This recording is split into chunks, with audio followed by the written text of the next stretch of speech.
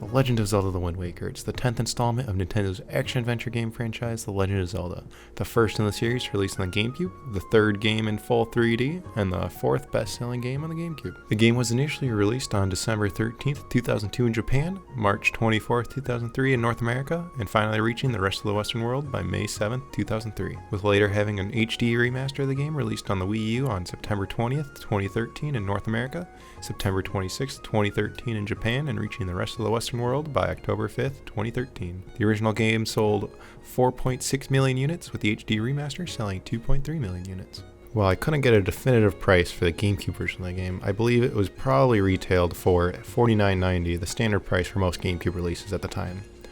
On the Wii U, however, the game was retailed for $49.99, pricing it nearly the same price as it would on the GameCube.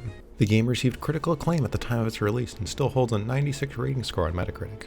Today it is considered one of the gems of titles that came out on the GameCube. Despite this, however, at the time of its release, the game is actually ridiculed by players for its shift away from past games in the series and Nintendo's apparent focus on games styled for children.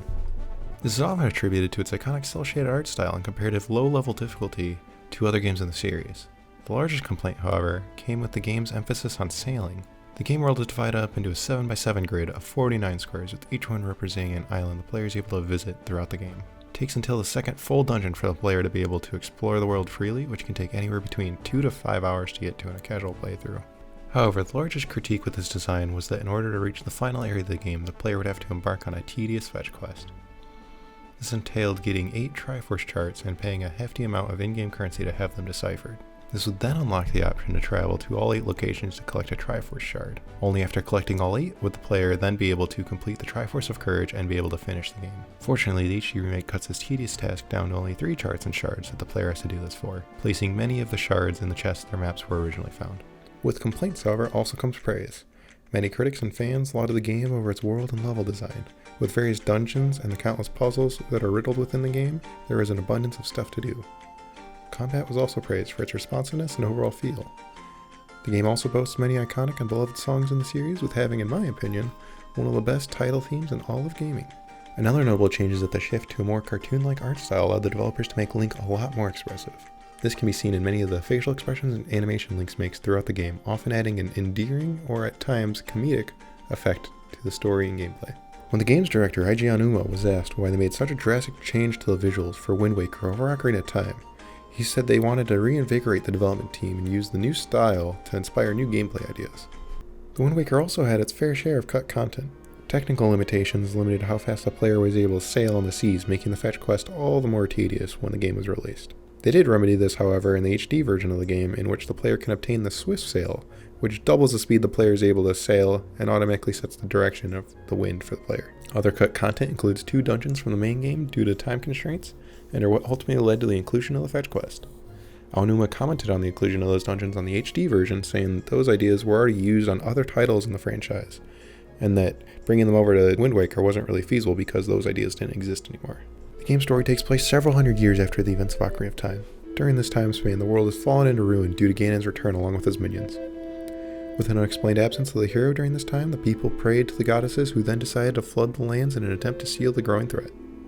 Over time, the memory of Hyrule faded and life just went on. The player is then introduced to a cinematic scene following Link's sister Aryll calling out and eventually meeting Link as he just woke up from a nap. This is a series staple in multiple games in which the hero always begins their journey upon waking up. Different from other games, however, is that we find out that it's Link's birthday. Add in some unfortunate events and Link being flung out of a catapult, and the player is off to begin their adventure. To me, Wind Waker is one of my favorite games of all time. It was the reason I got the Wii U, and in some ways was my reason for returning to Nintendo games. I even started a tradition where I play the game on my birthday every year. In some ways it's just a dorky thing to do, and in others it's to remind myself of how great the game is. After not playing it for a while, I still get impressed by how well the game looks and feels on the Wii U. And I'd be lying if I said a little bit of it wasn't from the fact that right at the beginning Link gets told happy birthday, which gives off that heartwarming feeling by playing it on the day of my own. Given that almost 20 years have passed since the initial release of the game, many of the things that were once criticized are now often seen as things that were ahead of its time. Things like the cel-shaded graphics saw many games employing the same types of graphics during the time the Wind Waker was initially released, with games like the Jet Set Radio franchise and Okami. There are also many games that came out after that employ similar graphic styles, from the Borderlands series to A Hat in Time and even other Zelda titles. It's crazy to think how there was even an interview where Aonuma stated that the reception of Wind Waker had the potential to be the end of the franchise, but now it's seen as a timeless classic for a hugely popular franchise.